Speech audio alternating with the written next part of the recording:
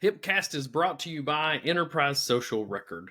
Today's episode of HIPcast is brought to you by MRO. MRO, the leading clinical data exchange company in healthcare. MRO is accelerating the exchange of clinical data throughout the healthcare ecosystem on behalf of providers, payers, and users of clinical data. MRO supports health systems, hospitals, and clinics by simplifying the exchange of information with requesters through release of information and revenue integrity solutions. MRO's technology-driven and service-backed framework has enhanced efficiencies, reduced risk, and increased compliance for over 23 years. For more information on how MRO is empowering providers with interoperable solutions to improve clinical data exchange, visit www.mrocorp.com. Today, we are talking about a couple of my favorite things. We are going to talk about technology and we're going to talk about entrepreneurship a little bit. So I'm super excited. Those are definitely things, if you know me, you know that I get all gigged up about those. And I have the pleasure of introducing Vicki Weinert. I've met Vicki through LinkedIn, and we just shared some conversation about education and entrepreneurship and technology and different things. And so we asked Vicki to come and join us and talk to our members and listeners about what her journey has been like. So I'm going to read Vicki's bio, and then we'll get into my favorite things. Okay, so Victoria has spent the past 28 years immersed in the world of health information management. From her early days as a clerk to roles in coding, supervision, audit and compliance, and DRG validation, she's explored nearly every corner of the HIM landscape. Now, an entrepreneur, Vicki's true passion lies in education, especially inpatient coding. While she volunteers with the HEMA, local state associations, and AAPC, she thrives on sharing her expertise with large audiences where nothing excites her more than diving into the complexities of ICD-10. Vicki, welcome to the show. Thank you so much for having me. Absolutely. If you're looking for Vicki on LinkedIn, she's actually Victoria Weinert. So you can find her with Victoria on LinkedIn. And then when you get to know her, call her Vicki. Can I ask a random question? I'm going to just derail this thing from the beginning. We're 2 minutes in and let's just random go. You mentioned LinkedIn and the interaction you had. You know, it's funny. I see things where people are like, oh, LinkedIn's just a dying platform or whatever. But I have a lot of really good interactions on LinkedIn. Do you guys have that same experience? Many. Yes. Yeah. I mean, go ahead, Vicki. Oh, social media can be a bit of a mixed bag, but I kind of got back into LinkedIn. Most people use it to find a job. That's what they go to it for. But in our HIM community, people are posting some amazing truths and their experience, their life, and their journeys through HIM, the struggles of getting into the field, because hiring wants experience and you're like, how do I get experience? But I get on and I start crying hearing some of these stories of what people are going through. And it has become more to me than just another social media platform. Yeah. Yeah. For me, Seth, I'll tell you why I think I love it. Obviously, you know, we love to network, so I can talk to people and meet people and then have a conversation like we're doing today. That's amazing. But I think for me, what has kept LinkedIn very relevant for me is I've been very careful not to accept a lot of people outside of the healthcare industry. When I first started using LinkedIn many years ago, I knew this person and they sent me a connection request on LinkedIn, and I said, okay, I think they were in construction or engineering or something not non-healthcare. And then I started seeing things, other people like suggestions, and I thought, I have no idea what that conversation is about. So I stopped. I didn't do that. I probably have 3 or 4 people that are not healthcare unless they're my personal friends. So I think because I've kept it relevant to healthcare, it is very curated useful. The content. Yeah. It just curating content mostly from healthcare folks. I think that's helped me. I think that's the trick. Well, perhaps for the younger listeners that are out there, don't shy away from LinkedIn because it's a great place to Yeah. network. I was actually presented to some interns at my company this week, and I asked one of them how their first day was going, and this young person said it's fire. And I was like, texted my wife, and I was like, I'm the oldest person in the world. What the heck does that mean when it comes to your first day on a job? Like, I've completely lost touch with the young generation today. Of like, it's fire. Like, do you need to go through like what to do if the building alarms go off? Like, I really don't understand what you mean by that. Are you having a good day or not? Just tell me yes or no. But all right, let's get this thing back on the rails here.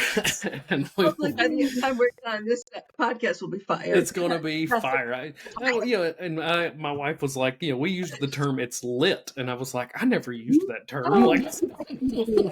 I'm sure you did. I never said it's lit. I was like, all right, bye, Felicia. I remember that one, but all right. I'm going to focus. We're going to focus. Here we go. Do it. All right. Now the whole episode's going to be like old sayings or whatever. So, all right, Vicki. One of the favorite things that we like to hear is people's HI journey. What's your story? How did you find the profession? How did you sort of progress through the profession and end up where you are today? I'll try to keep the story short. 28 years flies by, but it's crazy. I fell into it backwards. I had no idea what it was. My father was a nurse, and so I used to love, I had to be 7 years old when he was going through nursing school, and he would record. He had a little tape recorder, and he'd hit record in his lecture room, and then he would come home, and down in his little office, his library was all these books, huge books, nursing books, and he would hit play and he rewrite his notes and all this. And I used to sit and play on the floor of this office, listening to the recordings of nursing lectures. And I loved it. I was like, that's so interesting. And that's what that means at 7 years old. So I was fascinated by medicine. And he was like, Vic, you should be a nurse. You should go into nursing. And I'm like, I see what's splattered all over your uniform when you come home in the morning. No, thank you. No, thank you. But I did love the clinical side of it. So by the time I graduated high school, I was like, if I see another classroom, I don't want to see the inside of another classroom for a long time. But I was getting these scholarships and offers. And my mother said, Vicki, if you want to go to school later, you're going to have to pay for it. They're giving you free rides. So I went, all right, let me see what I can find that's the fastest one. And I was like, I'm going to be the best daggone medical secretary there is. I'm going to be a doctor's secretary. And the school sold an HIM program as a medical secretarial program. And I was like, great, that's exactly what I want to do. And it was a degree, it was an associate's degree. It was a full-on HIM program. They had no idea what they were selling. So funny. So get me in a month into class, and my mentor to this day, Nadinia Davis, she's talking about the history of HIM and the medical records and the medical record library. And I go, what? How does this work? I thought this was a medical secretarial program. And she goes, what? Who told you that? And when she sat us down, she was like, did you all get to? They were like, yeah, we thought this was a medical secretarial program. And literally from that day, I have done the backstroke. I fell in backwards and just did the backstroke because it got everything I wanted to get all the clinical, because I just loved it. And I get to play in medical records and I'm reading the stories and I don't have to come home dirty. And I didn't have to come home with splashes of blood and guts and nuts all over them. It was the best that could have happened to me. So from there, I had just clerk jobs and showed them what I got. The best was finding other people's mistakes and going, does this look right to you? And they're like, again, one of my first jobs was go down into the basement. We're always in the basement next to the morgue. Turn right at the morgue. There's medical records. And there was boxes of little yellow envelopes with fetal monitor strips in them. And somebody had mislabeled all of the envelopes with the medical record number wrong. And finally, I opened one up and I was like, that's not right. They reversed it. I went upstairs and I'm like, this is what? And they were like, oh my goodness, if we had left those like that, we would have never found them again. Yeah. So I fixed box. This little basement room was full. And that was my first, and I loved it. I had a blast fixing all the numbers, and I put them in the right order, and it just, you have to love what you do. And I don't think anybody stays in a field like this as long as 28 years. You meet so many in this field that are in it for 40, 50 years because we love it. Yeah. And I love this story. This is the most fun story. So I have a question about your classmates. How many folks were in your associate's program? We started with probably 10. Okay. And then we graduated with 7, maybe. Okay. So there were 7 people who thought they were coming to school for medical secretariat work, and they ended up as a health information professional. And honestly, what a fantastic surprise to think you're going in to be an executive admin in a sense, and you become this investigator, protector of privacy, continuity of care, data integrity, all the things that we are. Like, that is so much better. That is like exceeds my expectations exponentially, right? Check that box. Yeah. And I'm so glad I made the mistake I listened to my family's go to school, because had I graduated high school, walked into a doctor's office, I'd have been paid maybe $8 an hour. Yeah. Maybe. And I would have run that doctor's office with the same mentality of, it's got to be right. Let's do this. But nothing could have compared me for the journey I ended up on, because I got into coding and loved coding. But, in New Jersey, I happened to find a place where they had a coding mentor, and they allowed people with no experience, just education, and she would check every chart. But they had a role for that. We don't see that too much anymore, and it's a shame, because we could grow some amazing coders if people just open the door for them. Interesting. Yeah. Go ahead, Seth. No, I was thinking that's an interesting thought, because we talk about mentorship in the state a lot at our state association, but it's more of like just a professional to professional sort of give you career guidance. But bringing that back from an industry perspective of having our employers have that mentor type program to say, hey, you're entry level, you're not going to make all the money in the world, but you're going to learn the process and get some experience for the resume. That's incredibly valuable. It's necessary, because all the coding's leaving because of it, and they've got no more experience than our good graduates coming out of school now. And it's painful to see that if we just open the door. There are some big hospitals I've heard of in Pennsylvania they started their own coding school, and I'm like, if we need to sell this story more, because they grew some amazing people out of that program. And they stay. They're so happy to have been given the chance. They stick around. Well, Samson says that there's nothing new under the sun. And I think that's a very true statement from the Bible. And it's interesting, if hospitals are creating their own coding schools. You remember, HIM school initially was out of the hospitals. Exactly. I think the UT program started at Baptist and then moved into the academia side, and nursing programs used to be hospital led. That's And right. so I wonder if we're heading back towards that direction. We need to. Why not train on the job? Yeah, we could be. And here's an interesting thought, thinking of technology, and I'll move us into the next question in a second, but it's technology related. Mentorship for coders now could look and should look very different than it did when you had your fantastic mentor, because now, to prepare our newer coders, no matter where they are in life or age, right? But to prepare our newer coders for the world of technology in our profession, now, instead of just giving them medical records and telling them to code and then checking their work, why not have some of them looking at the outputs from computer assisted coding or autonomous coding, and have them teach them what to look for? Not only are you teaching them about the coding rules and the guidelines and whatever our decision making is, inpatient versus outpatient, whatever. Not only are they learning that, but they're also getting that technical experience of isolating where an issue is. Absolutely. And they can back into, hey, IT, this is not working correctly, right? So that is an opportunity to use technology in our profession in a way of mentorship that's real world operational. That's a phenomenal idea. Somebody write this down. Yeah, take it. They'll take it. It could be yours. Use it. I'm definitely not mentoring people right now in coding. My mentoring is very different right now.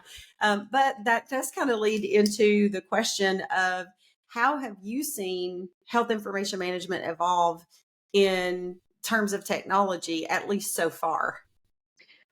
I mean, if you think it hasn't evolved, you're living under a rock, because when I came into medical records, it was a paper record. And my first job was loose sheet filing, and purging old records off the shelf to make room for the new ones. And so the idea of a file room doesn't exist anymore, which is okay, because when I became a supervisor at a hospital in New Jersey, the brilliant minds and architects of the hospital decided to put the plumbing pipes over the file room, and twice, wow, not once, but twice under the time I was there, pipes burst and plumbing water came a drizzling down over all of the shelves. And we had to box them up, send them off site to be every page cleaned. You know how much that cost? So that's a great advancement of technology. We don't have to have a file clerk that has to go pull records when the patient gets readmitted, which is one of the things we used to do. That concept is gone. But to see how it evolved, it first went to scanning a record, right? And then we were in this quasi paper record, plus then go look at what's scanned in, and then maybe dictation came to a third system. And the poor coder is trying to go, okay, where do I find this? And reading physician handwriting, which I became an expert in hieroglyphics. Hieroglyphics, yeah, exactly. And people go, how do you know what this is? Oh, I said, and I thrived on being able to say, I can read that. But it caused for mistakes too. Can you imagine how much we missed because we couldn't read it? Yeah. I'll never forget a doctor writing a P and a circle around it, and I thought it was a plus sign. So I thought the test result was positive, and he was saying it was pending. Oh, boy. That was wasn't on the approved abbreviation list for those young listeners out there. Go look at that unapproved abbreviation list. See, things we've changed over the years. And like those kind of things are improvements and advancements that nobody looks backward at that. And then, of course, becoming a more completely electronic medical record moved us into a direction where we could work from home then. There was no record I had to lean on paper for. It wasn't partial paper, partial electronic. That was just huge to give people the opportunity to work from home in more recent years. That's priceless evolution at work. And then freeing up the literal space of the hospital that was a huge file room. That was where people sat. And then, you reflect on and go, did people lose their jobs? And in the beginning, we reallocated. And then as the older generations retired, we just never filled them. So it was a cost savings because you didn't have to have somebody to go up every morning and collect all the discharge charts with paper with a rubber band around it. And pushing the cart. The floor in the ER. Load me up. I mean, just like I think back and those things are gone, but in a good way. And I see now how much it's an improvement, vastly not relying on that human nature or human imperfection where mistakes could have been found. And it has shifted to like going from a broom to a vacuum. It's just you this is where we want to stay. Now there's so many issues with the technology. We worry about privacy. We worry about, security and so on, especially when a hospital becomes fully reliant on that electronic medical record when they're getting hacked and ransom, where it's coming in, and they go back to the paper environment. So you still need to have somebody who knows how to work a paper records, So there's a good thing if those parameters were in place to protect, to really lock down where the information is stored and so on. It's an improvement that is so much for the better. And it just leads to new jobs in HIM too. Yes, it That's right. eliminated some, but I think it opened up the door for new chances for people. Yeah, you hit on one of Seth's favorite topics that nobody talks about but him, downtime. Downtime. I talk about it all the time. Like, I actually shared a post this week Uh-huh. about a facility that's down, and it's like, I don't even know if they know how to create a paper medical record anymore. And I asked one of our family friends that's in surgical residency, I'm like, were you taught how to document your surgical case via paper documentation? He's like, no. And I'm thinking, oh gosh, we're in trouble, because the average downtime, and here we go, Shannon, you got me going. Go. The average downtime for a cybersecurity event in healthcare is 13 days. That's minimum. That's I worked crazy. with a client. We were coding DRG validation with a company. It was DRG validation, and we obviously connected remotely, and we tapped in and reviewed the record before it went out the door. And it was a big East Coast. You don't have to say it. Hospital. Everybody knows who it is. You didn't hear it from me. I ain't want to gossip, but you didn't hear it from me. Yeah, the hospital. No, it was like months. They were hacked and ransomed for months. We couldn't review their records for months. So because then of course you go back to the question of, so now it's on paper. Who's going to scan it in? Yeah. So I know that there's companies that worked in the storage facility back when we used to purge off the shelf and send it off to an offsite facility and then call it back on a microfiche or whatever. Do they still work in the scanning mode for probably just this scenario? Downtime, records got scanned. Now, what do you do with the paper? There's no file room anymore. So somebody's got to consider, and these are HIM people who go, oh, you want to write on a piece of paper, eh? Okay, let's talk. What are we going to do with the paper? To CIOs all the time, because they're like, well, we're never down. We have 99.9% uptime. And I said, well, even if you have 99.9% uptime, that still is 8 hours a year if you do the math. And I didn't do the math. I went to public school in Tennessee, so I had somebody else do the math. But you can't rely on the technology as your only safety net. But that is a good transition into the next question of how are you using technology and even automation in your business? So let me tell you a little bit about my business. We started Ascent Education. My partners and I started Ascent Education because of a couple of things. And I know you've talked about the frustrations of HEMA and HEMA dollars and where they're going. And we said, I wanted to get back into education. So we created a platform, an e-learning platform at ascent-education.com that is a home for CEU webinars. We'll call it a mall where any topic of HIM can be created and uploaded, and then people can buy that to get their CEU, staying abreast of current information. So number one, recognizing people can't travel to conferences all the time. And we're getting up to the tune of like 40 plus CEUs a year, which is very expensive.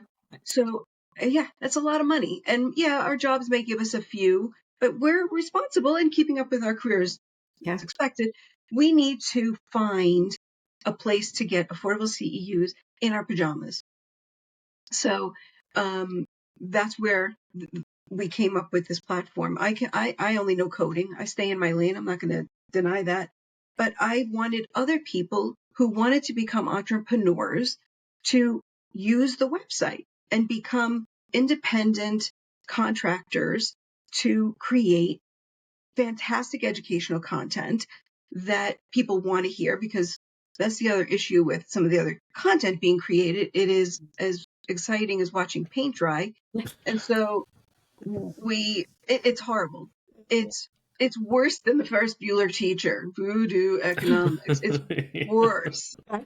So we need like vibrant speakers, and they're out there. They're all volunteering at state associations, but nobody's earning money off of that. So if people want to earn passive income, which we all need these days, create a webinar. We'll help you get it approved for CEUs by AHIMA or AAPC, and you start selling on the website. And so that technology, just having that ability, and there's so much behind that people are like, I can't wrap my head around it. So stay in your lane, stay in the education part. We'll handle Yep. all the back work, Mm-hmm. and all you do is create content, and we get it up on the website. People can log in, register as students, and then they have full access to them all.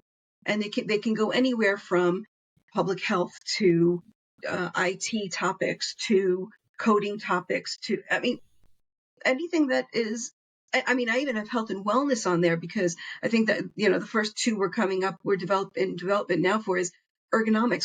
Your home office space, That's good. it could be creating such havoc on your body. And we sit in these chairs 8, 9, 10 or more hours a day. You have to think about your head to toe. So that is something that's actually covered by a CEU, believe it or not. So every topic you can imagine, but we're being able to bring it forward in a safe environment where people can get it from their home, because not everyone has that luxury of going to a conference. I mean, I've even at some jobs requested, I said, I'll go on my own dime. Can I go to the state conference? And they're like, we can't give you the time off.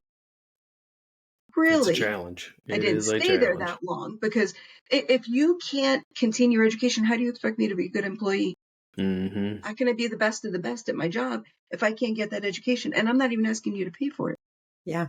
So we need to bring it to people. And this platform brings people the ability to get best of the best education, keeping up with the latest.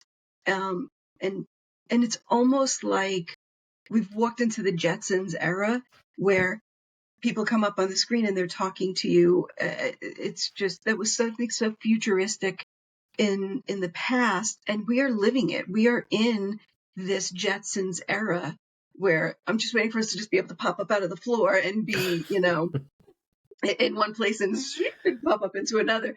But like, it's that virtual environment that people want. They wish they could go to a conference. Well, how about we bring the conference to them, and people can earn money for it because they worked hard to create that content. And so our motto is hip to hip, a health information professional. It's a health information professional.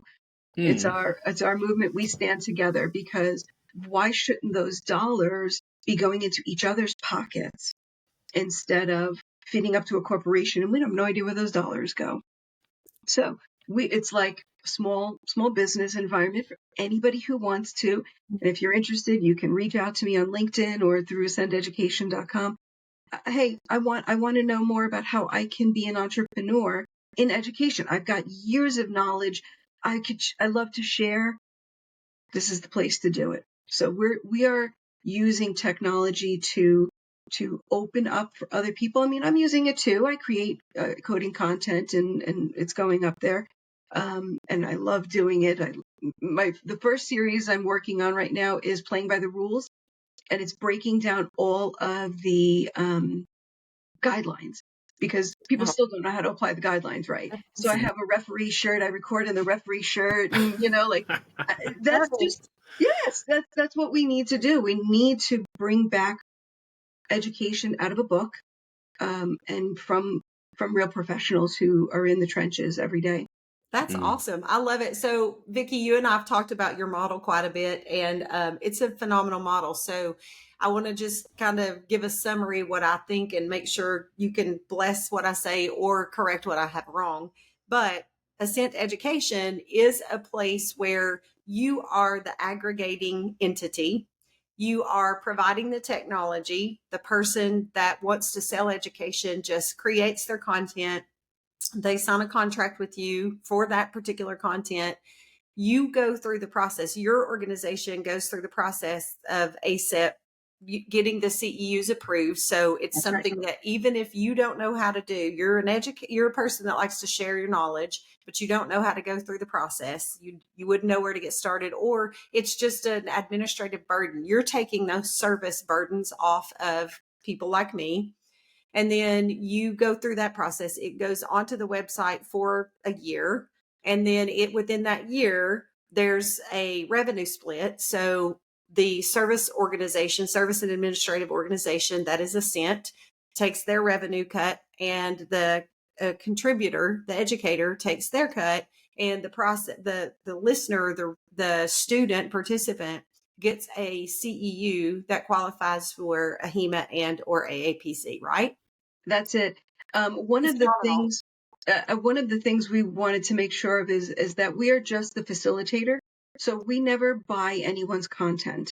We're never going to take it from you. We just want to be the distributor of it. So Mhm. if somebody says, I have this 60-minute webinar, great. And we'll never sell it without you. So we don't take it from you. Mhm. We're promoting your product. So that's one of the things that we do. Besides, we are an ASAP provider for, we've already arranged for all of that. We are marketing. We are marketing your webinar for you. So we're the business side, we're the back end, and you just collect checks. So that is one of the things that people are scared of when they're like, I would love to try this, but I can't handle this. I don't know how to do that. You don't have to. Right. We've got IT, we've got marketing, we've got finance, all covered, and you just become education. Stay where you excel, and we'll take care of the rest. And it's a no-win. I mean, rather, it's a no-lose situation where you just have everything to gain.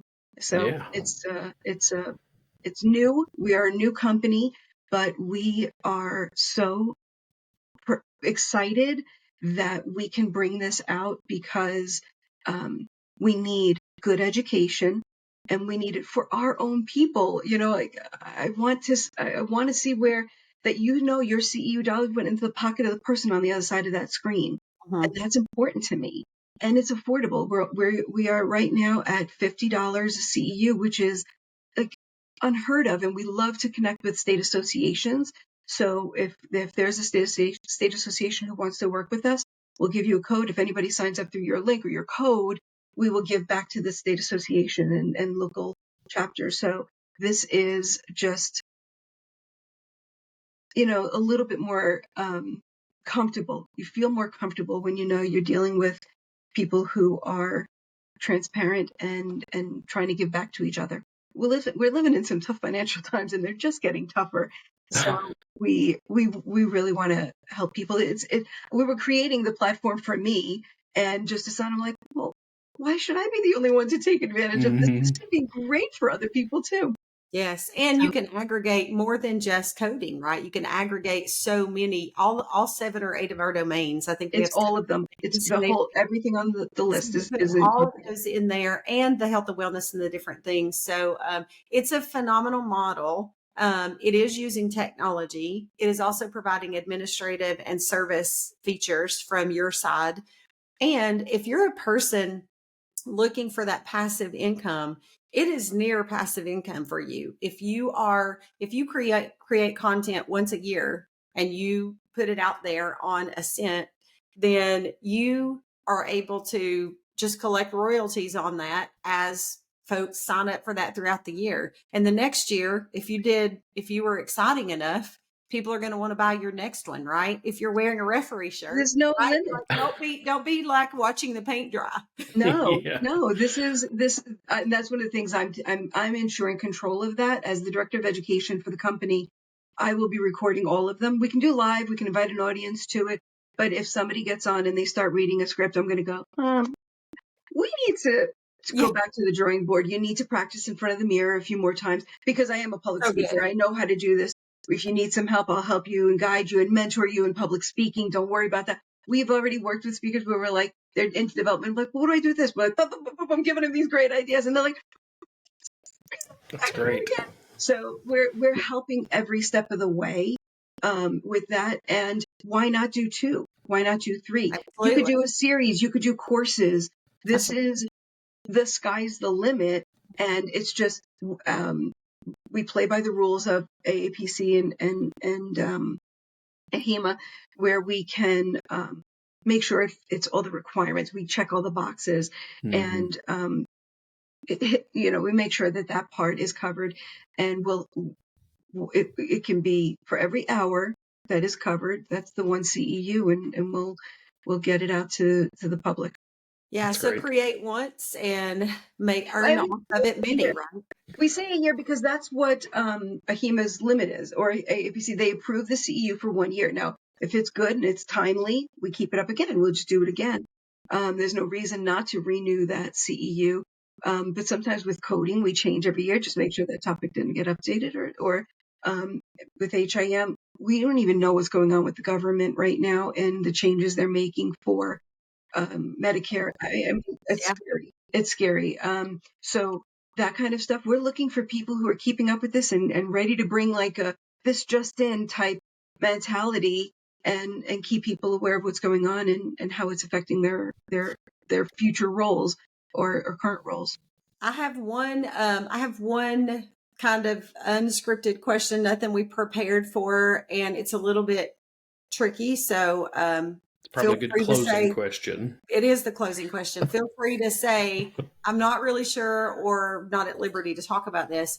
AHIMA purchased HC Pro late in 2023, and HC Pro is an educator provider. However, they're not an educating provider in this sense of taking subject matter expertise that are working operationally in the field, putting that content together, and then doing a revenue share. So from a competition perspective, as a capitalist, I love the competition, right? But from your relations with the HEMA or with against HC Pro, what is your maybe calming thing to say to a person like me that wants to deliver education and get paid for it through your platform? How do you kind of calm that conversation? So yes, everyone often asks about the new 40% rule. And number one, it's not implemented yet. Number two, it is not, it's easy for me to say in my seat and what I'm trying to do to say that's not right. But even if I wasn't, that's not right. And they don't have the right to say, we're going to own you and everything you do. That being said, I'll take that hat off and my topic of contention hat aside. That's still 60% open to the public market. And 60%, we're talking something to the tune of 85,000 HIPcast members, 60-something thousand AHIMA members, 250,000 AAPC members at last count, with all of them having to get multiple CEUs a year. There's plenty of room to share. And, marketing is number one. And like you started to say before, when somebody's really good at what they do, they're an eloquent speaker, they're not reading a script, people are engaged and they're going to come back looking for more. I like this speaker. What else do they have to say? And so they're going to come back and be repeat purchasers of your webinars.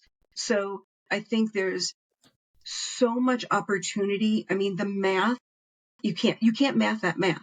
Yeah. When you're talking about hundreds of thousands of people Completely. that all need to get probably minimum 10 to 20 a year or during their cycle. That's a lot of CEUs. Completely. Still plenty of CEUs to go around. And it's the education that you're getting that you can't compare. I don't want a free CEU if I'm going to walk away from the computer and just let it play because A, you're telling me something I already know, or B, you're so boring that I physically can't listen to you anymore.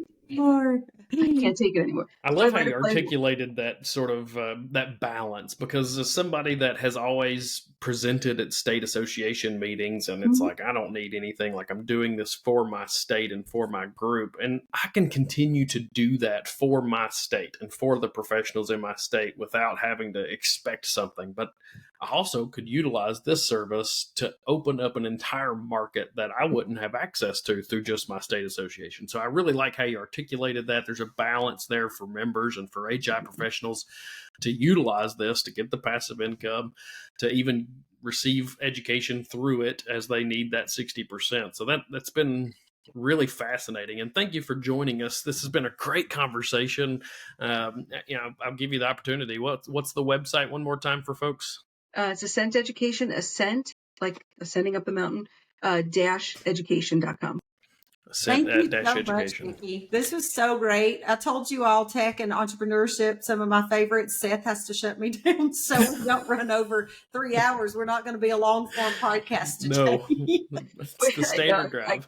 Once you pull my string, I can't stop talking. But there's so many great things we can look forward to with what AI is going to bring.